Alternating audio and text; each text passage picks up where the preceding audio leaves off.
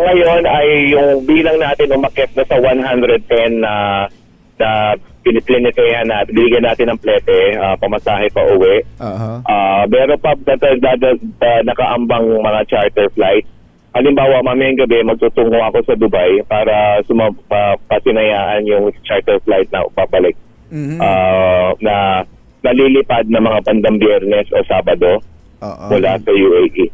So, anong airline po 'yan? Anong airline po 'yan yung chartered? May flights na pala? Flight niyo? Chartered. Charter dito. Ano po 'yan? Emirates o pwede bang bumiyahe diyan ng PAL, ganun? Alam ko yung PAL hindi eh. Pero itong sasakyan ko mamaya is an Emirates flight. Emirates. Opo.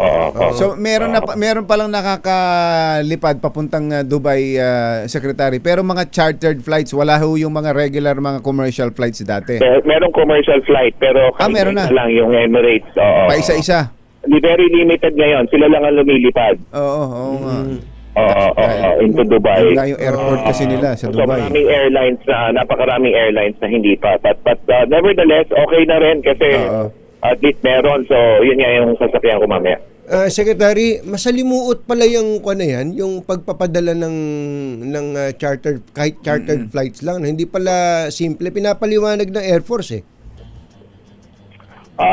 Meron mga requirements of course na kailangan lang isagawa and yun nga and merong coordination with the country na pupuntahan yung sa airspace. Kaya lang magpaalam sa lahat ng dadaan ng airspace. So yun ang mga requirements. Katuwang naman natin ang DFA doon sa larangan. Opo. Pwede kung talagang marami na talaga ang gustong umuwi, pwedeng gawin ho at kayang gawin ng gobyerno natin. Yes. Kakayanin naman natin. Ito na nga, meron tayong unang nakaambang charter flight. Kaya nga ako magtutungo ngayon sa Middle East.